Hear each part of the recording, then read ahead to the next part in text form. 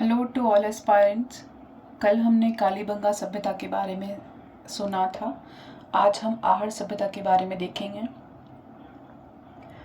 तो आहड़ सभ्यता है वो आपको ध्यान से सुनना पड़ेगा।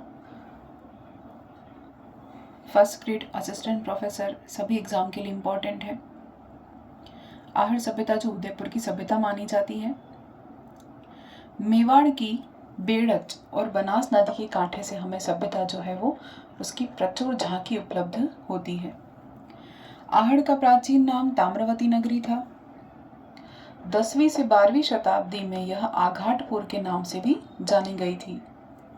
सबसे पहले हम नाम जो लेते हैं इनमें अक्षय कीर्ति व्यास, पंडित अक्षय कीर्ति व्यास 1953। यहाँ पर लघु स्तर पर उत्खनन करवाने का श्रेय किनको जाता है? अक्षय कीर्ति व्यास को 1953। और उदयपुर में आयड़ नदी जो है, जो कि बनास की सहायक बेड़च नदी है, बेड़च नदी की सहायक है, उनके किनारे एक गांव में एक ऊंचे टीले, जिसको स्थानीय नाम से हम धूलकोट जानते हैं, उस स्थान का व्यापक उत्खनन किसने किया? RC अग्रवाल ने 1954 में किया। तो दोनों का नाम आता है अक्षय कीर्ति व्यास और RC अग्रवाल। उसके बाद 1961-62 में 1961-62 में किसका नाम आता है? प्रोफेसर VN मिश्रा और HD सांकलिया, इन दोनों का नाम आता है। उन दोनों ने उत्खनन कराया सन 1961-62 में। तो यहाँ 1900 से 1800 ईसा पूर्व से 1200 ईसा पूर्व की ताम्रयुगीन सभ्यता के अवशेष मिले हैं, जो लगभग आज से कितने हजार साल पहले हुई? 4000 साल पूर्व की सभ्यता है। डॉक्टर सांकलिया ने इसे क्या नाम दिया? आहड़ या बनास संस्कृति कहा, और यह एक ग्रामीण संस्कृति है। कालीबंगा सभ्यता को हमने दीनहीन सभ्यता कहा था, और इसको हम क्या कहते हैं? ग्रामीण सभ्यता कहते हैं। इस स्थल की खुदाई करने पर इनमें 3 चरणों का ज्ञान प्राप्त हुआ है। यानी आहड़ सभ्यता के कितने चरण हमें मिले हैं? 3 स्तर मिले हैं, यानी 3 फेज में हमने इनको खोजा है। पहले चरण में स्फटिक के पत्थरों की बहुत ज़्यादा उपयोग किया जाता गया था, ये देखा गया है, क्योंकि स्फटिक के पत्थरों के बने औजार और उपकरण यहाँ मिले हैं। दूसरे चरण में हमें मिला है ताम्र, कांस्य व लोह युग के उपकरण मिले हैं। और तीसरे चरण में हमें मृदभांड से संबंधित बहुत सारी सामग्रियां मिली हैं। इसी के साथ यहाँ के मकान जो थे वो मिट्टी और पत्थरों के बने होते थे, जिन्हें बांस से ढका जाता था। फर्श जो है वो चिकनी काली मिट्टी और पीली मिट्टी से मिलाकर कूट कर बनाई जाती थी। मकान की जो छतें हैं, उन छतों का निर्माण घास फूस से, बांस की बल्लियों से और हल्के वजन की सहायता से बनाई जाती थी, जो दोनों ओर से ढलवा थी। आवास जो होते थे वो पर्याप्त लंबे और छोटे छोटे दीवारों से अलग किए गए थे, यानी मकानों में बटे हुए थे, कमरों में बटे हुए थे। मकान का जो आकार था वो आयताकार था। मकानों में एक से अधिक चूल्हे मिलने की यहाँ पर मिले गए हैं।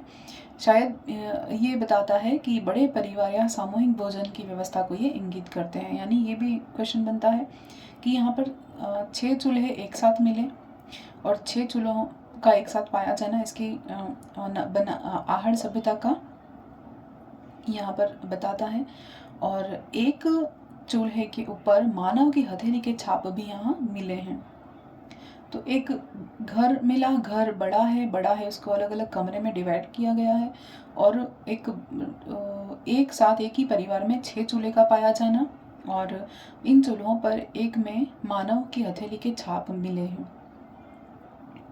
तो ये आहड़ सभ्यता से संबंधित है। और इसके अलावा यहाँ अनाज रखने के लिए बड़े बड़े पात्र होते थे, जिन्हें गोरे, कोठे और बंकोर कहा जाता है। अब यहाँ की खुदाई में क्या क्या मिला है देखते हैं। खुदाई में 6 तांबे की मुद्राएं मिली हैं, 3 मोहरें मिली हैं, स्फटिक की गोल मणियाँ मिली हैं, लाल और काले व भूरे चित्र वाले मृदभांड यानी पात्र मिले हैं। मूसल और बिना हत्थे वाले छोटे छोटे जल पात्र मिले हैं, जो कि ईरान जल पात्र से मिलते जुलते हैं। तो यानी ये क्या बताता है कि यहाँ का संबंध ईरान से होने के संकेत देता है। नेक्स्ट, यहाँ का प्रमुख उद्योग क्या था माना जाता है? तांबा गलाना और उसके उपकरण बनाना। इस बात का प्रमाण आहड़ से मिलता है कि यहाँ पर ताम्र के कुल्हाड़े, अस्त्र और एक घर में तांबा गलाने की भट्टी भी पाई गई। इसलिए ये प्रमाण मिला कि यहाँ तांबा गलाया जाना और उसके उपकरण बनाए जाना इनका प्रमुख उद्योग रहा होगा। फिर हम देखते हैं आहड़ के पास में ही तांबे की खदानें भी थी। इनके साथ यहाँ गेहूं, ज्वार, चावल, इन तीनों खाद्य पदार्थों का यहाँ प्रयोग किया जाता था। ये मिला है यहाँ पर गेहूं, ज्वार और चावल। तो एक किसी एग्जाम में क्वेश्चन बन चुका है। इन तीनों के अलावा एक अनाज बाजरा ऐड किया गया था और क्वेश्चन में पूछा गया था कि आहड़ में इनमें से किस खाद्यान्न का उपयोग नहीं किया जाता था। तो उसका आंसर हो गया था बाजरा। तो आपको याद रखना है गेहूं, ज्वार और चावल, इन तीनों का उपयोग किया जाता था। चूल्हे के पास मछली, बकरी, हिरन, गाय की हड्डियों के अवशेषों से अनुमान है कि यहाँ के निवासियों को शाकाहार के साथ साथ मांसाहार भी प्रिय था। यहाँ रसोई में 2 या 3 मुंह वाले चूल्हे मिले हैं। बलुआ पत्थर के सिलबट्टे मिले हैं। मातृ देवी और बैल की मृण मूर्ति, राम, शाम और स्फटिक के उपकरण भी हमें यहाँ मिले हैं। दीपों की प्राप्ति से यह संकेत मिला है कि यहाँ पूजा का मुख्य अनुष्ठान दीपक जलाना रहा होगा। दीपक भी यहाँ मिले हैं। डॉक्टर गोपीनाथ शर्मा के अनुसार आहड़ निवासी कृषि से परिचित थे और आहड़ संस्कृति की 2 मुख्य विशेषताएं यहाँ पर हैं। पहली है आहड़वासी ताम्र धातु कर्मी थे और दूसरी विशेषता है काले और लाल रंग के मृत पात्रों का उपयोग करते थे। आहड़ संस्कृति की मुख्य 2 विशेषताएं कौन सी हैं? पहली, जो आहड़वासी थे वो ताम्र धातु कर्मी थे और दूसरी है काले और लाल रंग के मृत पात्र का यहाँ उपयोग किया जाना। इसके बाद हम देखते हैं बनास की सहायक आयण नदी के तट पर आहड़ सभ्यता के उत्खनन से यहाँ तांबे की कुल्हाड़ियाँ, तांबे के फलक, बांस के टुकड़े, तांबे की मुद्रिका, चूड़ियाँ, चाकू, हड्डियाँ, मृदभांड आदि वस्तुएं प्राप्त हुई। यानी बनास की जो सहायक नदी आयड़ नदी के तट पर आहड़ सभ्यता जो है उसका उत्खनन किया तो वहाँ क्या क्या मिला? तांबे की कुल्हाड़ियाँ मिली, तांबे के फलक मिले, बांस के टुकड़े मिले, तांबे की मुद्रिका मिली, चूड़ियाँ, चाकू, हड्डियाँ और पात्र मिले। यहाँ 40 फीट गहरी खुदाई की गई। उस 40 फीट गहरी खुदाई में हमें क्या मिला? इम्पोर्टेंट है, इसमें उत्तरोत्तर 8 बार बस्तियों के बसने और उनके उजड़ने के प्रमाण मिले हैं। यानी कि 8 बार यहाँ पर बस्तियां बसाई गई और वो उजड़ भी गई। तो ये प्रमाण हमें यहाँ पे मिले हैं। उजड़ी हुई बस्ती पर ही भूमि को समतल करके और वापस से नई मिट्टी डालकर वहां पर उत्तरोत्तर मानव बसते गए। यानी इस तरह से कुल 8 बार बस्तियां बसाई गई। इनमें मकान बनाने की विधि, बर्तन बनाने की पद्धति आदि में निरंतर परिवर्तन दिखता है। यानी 8 बार अलग अलग तरह से मकान बनाए गए, बर्तन बनाए गए, सब में अंतर मिलता है।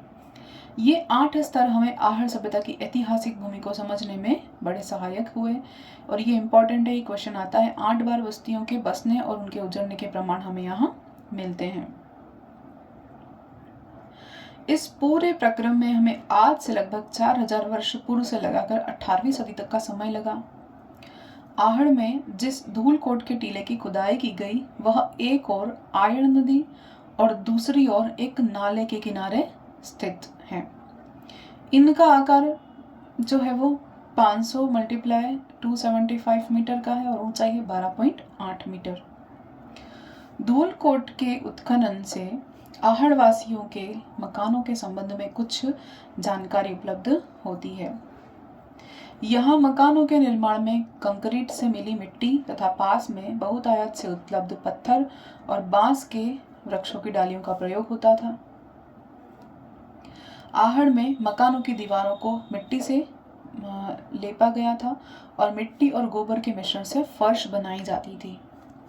यहाँ प्राप्त सबसे बड़ा मकान 33 फुट और 10 इंच लंबा मिला, जिसका विभाजन करके 2 कमरे बनाए गए थे। मकानों की योजना में आंगन, गली, खुला स्थान रखने की व्यवस्था थी, यानी अरेंजमेंट बहुत सही था। चाक पर बने लाल, काले और भूरे रंग के मिट्टी के बर्तन पर ग्लेज की चमकदार पॉलिश देखी गई। इनका निचला भाग तो लाल होता था और ऊपर वाला भाग और अंदरूनी भाग कैसा था? काला रंग का था। ये उल्टी तपाई विधि से पकाए जाने के कारण इस प्रकार के रंग बन जाते थे। तो यहाँ ये भी इंपॉर्टेंट है, क्वेश्चन आता है उल्टी तपाई विधि का प्रयोग किस सभ्यता में हुआ? तो आहड़ सभ्यता में। इन मृत पात्रों पर सफेद रंग की छोटे छोटे बिंदुओं द्वारा त्रिभुज, चतुष्कोण, वृत्त, रेखाएं, जालियां, घासनुमा आकृति सभी यानी कि ड्राइंग की गई है, चित्रकारी की गई है व्हाइट कलर से। इन मृत पात्रों में गहरे लाल रंग के मृतभांड भी मिले हैं, ये भी इंपॉर्टेंट है। इन पर उकेरण विधि या ऊपर चिपकाई विधि या तराश कर अलंकरण किया जाता था। ये पात्र आकार प्रकार में अपेक्षाकृत बड़े थे, संभवतः इनमें अन्न का संग्रहण किया जाता होगा। यहाँ कांच मिट्टी, स्फटिक, सीप, कौड़ी के ऊपर वाले उभार वाले कलात्मक मणिये मिले हैं। टोटल 26 मणि मिली हैं। इस खुदाई में सर्वप्रथम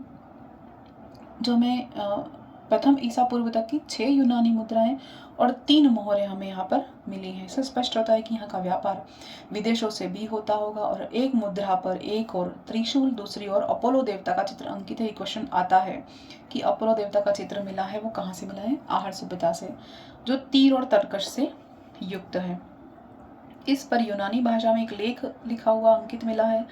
यहाँ बर्तनों के अलावा मिट्टी से बने पूजा के पात्र, चूड़ियाँ, खिलौने आदि मिले हैं, यानी धार्मिक संस्कृति का पता चलता है। फिर खिलौनों में सींग वाले पशु, मेंढा, गेंडा, हाथी, कुत्ते, मनुष्य की आकृति वाले खिलौने भी मिले हैं। यहाँ प्राप्त हुई छेद युक्त मिट्टी की गोलियां, मणिये, सीप, हड्डी, छेद वाले कणों आदि का प्रयोग जो है वो संभवतः माला बनाने में किया जाता होगा, ये माना जाता है। अब हम देखते हैं ताम्र उद्योग।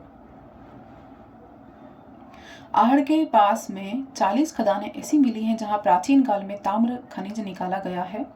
आहड़ के उत्खनन में ताम्र निर्मित छल्ले, चूड़ियाँ, सुरमे की सलाइयाँ, कुल्हाड़ियाँ आदि प्राप्त हुई हैं। इसी के साथ एक गड्ढे में ताम्र के खनिज और तांबे का पत्थर मिला है। तांबे के निष्कर्षण यहाँ पर किए जाते होंगे, ये प्रमाण मिलता है। और विद्वानों के अनुमान से ये पता चलता है कि ये लोग इस क्षेत्र में ताम्र खनिज की उपलब्धता के कारण ही आकर बसे थे, यानी कि तांबे की उपलब्धता के कारण ही यहाँ पर ऐसी बस्ती बसी थी। आहड़वासी शव को आभूषण के साथ गाड़ते थे, जिनका सिर उत्तर में और पैर दक्षिण में होते। आहड़ की खुदाई में प्राप्त समकालीन लोक कला की प्रतीक मिट्टी की बनी वृषभ आकृतियां अवश्य उल्लेखनीय हैं, जिन्हें पुरावेदों में बनासी अंगुल की संख्या दी गई है। ये भी इंपॉर्टेंट एक क्वेश्चन आता है। वृषभ की आकृति यहाँ मिली है आहड़ में। भीलवाड़ा में बदनौर के पास ओजियाना या ओजियाना में भी इसी प्रकार की सामग्री मिली है, ये भी क्वेश्चन बन सकता है। फिर आहड़ सभ्यता के संपूर्ण कालक्रम को हम 2 भाग में बांट सकते हैं। पहला एक कालखंड कहा जाता है जो ताम्रयुगीन सभ्यता कही गई, और दूसरे कालखंड को हम कालखंड सेकंड कहते हैं, जिसको हम लोहयुगीन सभ्यता कहते हैं, क्योंकि यहाँ पर लोहे के उपकरणों का अधिक प्रयोग मिला और ऊपरी स्तर में लोहे की बनी कुल्हाड़ियाँ और चाकू, अंगूठियाँ आदि मिले, इसलिए हमने इसको 2 कालखंड में बांटा। पहला कालखंड जो निचला स्तर है वो ताम्रयुगीन आहड़ सभ्यता है, और ऊपरी कालखंड 2 या सेकंड जो जिसमें लोहे के उपकरण अधिक मिले हैं, इसलिए इसे लौहयुगीन सभ्यता भी कहते हैं। आहड़ निवासी कृषि से परिचित थे, उसका प्रमाण भी मिला है। उत्खनन में कपड़ों की छपाई के लिए ठप्पे भी मिले हैं, यानी कि रंगाई छपाई का व्यवसाय भी बहुत विकसित हो चुका था। आहड़वासियों के मकान के कमरों का आकार बड़ा होता था। कमरों पर बांस के दीवार बनाकर उस पर चिकनी मिट्टी डालकर छोटे छोटे कमरों में बदला गया होगा। मकानों से निकलने वाले पानी के लिए 15 से 20 फुट गहरा गड्ढा खोदकर उसमें मिट्टी के घड़ों को एक के ऊपर एक रखकर पानी सोखने का एक गड्ढा या शोषण पात्र बनाया जाता। यह पद्धति चक्रकूप विधि कहलाती है, जो कि एक वैज्ञानिक विधि है। आहड़ में पांव धोने के लिए कवेलू, मूर्तियां, खिलौने, चक्री, पहिया, काचरोट, दीपक, चूड़ियाँ, मिट्टी आदि प्राप्त हुए हैं। तांबे से बनी मुद्रिका, अस्त्र शस्त्र, चूड़ियाँ, चाकू आदि मिले हैं। इसी के साथ लोहे के उपकरण भी मिले हैं। कांच, सीप की चूड़ियाँ आदि प्राप्त हुई हैं। संभवतः ये लोग सोना, चांदी, तांबे, हाथी दांत, सीप, कोड़ियों और कांच से बने आभूषण का उपयोग करते थे। आहड़ सभ्यता का प्रसार समूचे बेड़च और बनास के कांटे में हो गया था, अतः इसे बनास संस्कृति भी कहते हैं।